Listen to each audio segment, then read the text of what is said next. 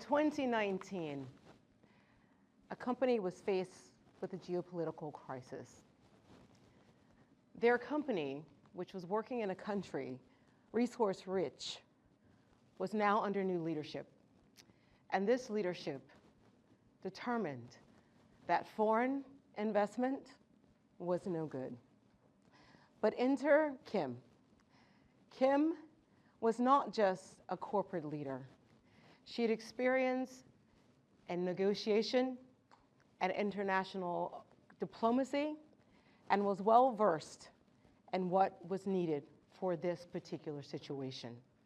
She took what could have been an adversarial stance, company versus government, and utilized her skills and her knowledge to begin to collaborate.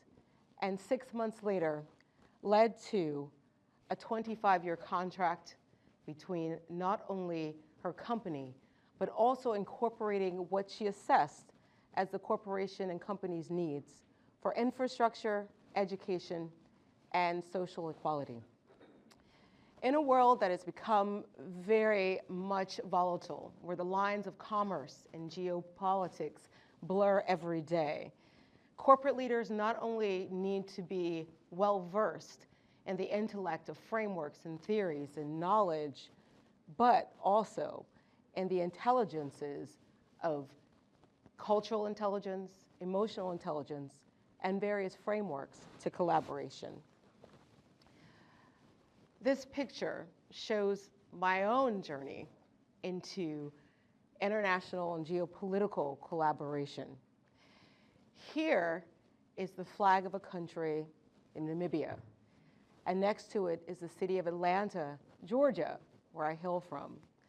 And below is an airplane symbolizing our aviation. Hartsfield-Jackson Atlanta International Airport is the busiest and most efficient airport in the world. For the state, it generates $66 billion and employs over 60,000 people throughout the metro Atlanta area, supporting over 400,000 businesses in the state of Georgia.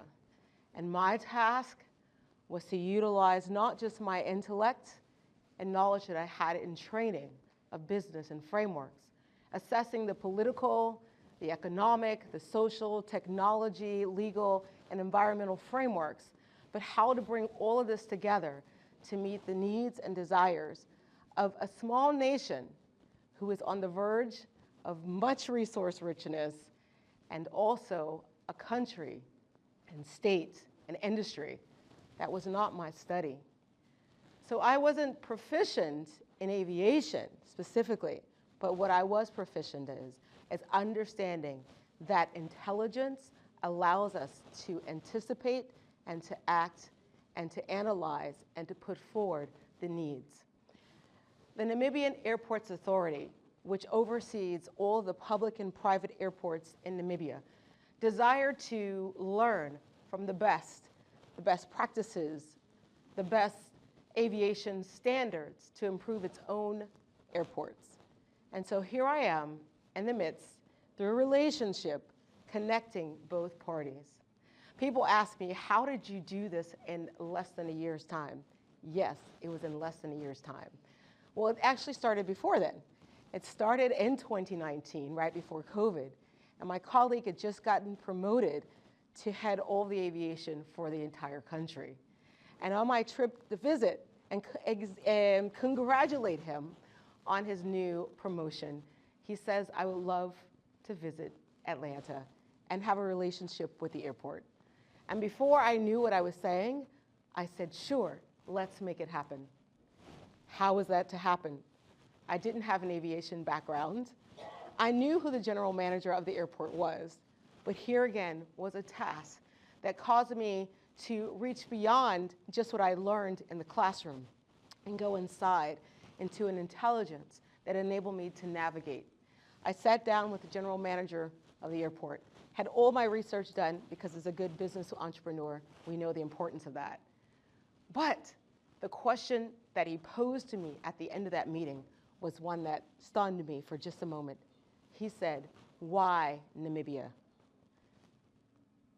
I thought, I looked him in the eye and I said, why not? And I said it with resolve and a smile. 2 days later, I get an email that says, we're going to Namibia. And in less than a year, we signed a sister city airport agreement between the nation and Hartsfield-Jackson Atlanta International Airport. That is the power of intelligence. The second is collaboration and trust. This is important. This is not necessarily something that you learn just by theory, although there are various frameworks to help in this process. Frameworks such as Bach-Allen's IA3 model, which speaks to understanding who the actors are, what are the issues, what are their interests, and how to bring all of these things together and determine what arena they play in. Yes, it involves working together collaboratively, communication, and also respect, consideration, and also intelligence. Working for United Nations as the UN NGO Peace Ambassador, many know of the Sustainable Development Goals. There's 17 of them. But for me, the most salient is number 17. Number 17 says that there should be partnership for the goals. This picture of a turtle on a fence reminds us of the power of collaboration, so that if you ever see a turtle on a fence, know that it did not get there on its own. My friend Daniela Guzman took a journey to a beautiful country called Lesotho. Lesotho, a little mountain kingdom right in the heart above South Africa, connected, which supplies 60% of South Africa's water. But that journey was more than just a vacation trip. It left a passion and desire in her heart. It caused her to leave her legal practice in Florida and relocate because she saw something different. She saw the needs of the people and of the young people from the university, specifically in the area of architecture and design. And she also recognized that there was a government who was not able at the time to meet the needs and growth that the nation was demanding. So Daniela stepped out of her comfort zone. She left everything behind to follow her heart and her passion. And her heart and passion with Rise International has led it to become one of the #1 social enterprises, not just in the nation of Lesotho, but in the southern region of Africa. They have designed orphanages, bridges that were needed in the mountainous areas, that as the snow would melt and the water comes down, people would cross them dangerously and lead to deaths. Recently, she also collaborated in building a sustainable home for children with disabilities.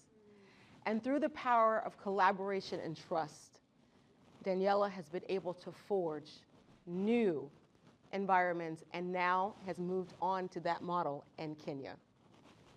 The last is a futuristic approach, because corporate diplomacy leaders demand not only anticipation and intelligence, but also collaboration and having a futuristic mindset. We all know of Elon Musk, anyone I think living in the world does today, and his futuristic approach in technology. But there is a woman by the name of Doreen Shanaz from Bangladesh who started the first ever impact social investment exchange, because she, as a defiant optimist, saw the need for women and the demand for corporations to invest sustainably and responsibly, and believing that those two could come together.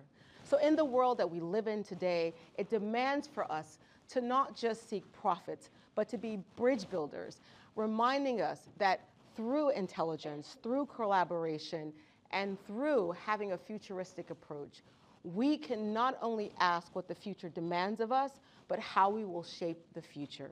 And in the words of Dr. Martin Luther King Jr., we're reminded that we are caught in an inescapable network of mutuality, tied by a single garment of destiny, that what affects one directly affects us all indirectly. So let us rise to the challenge and become the corporate diplomat leaders that we all can be.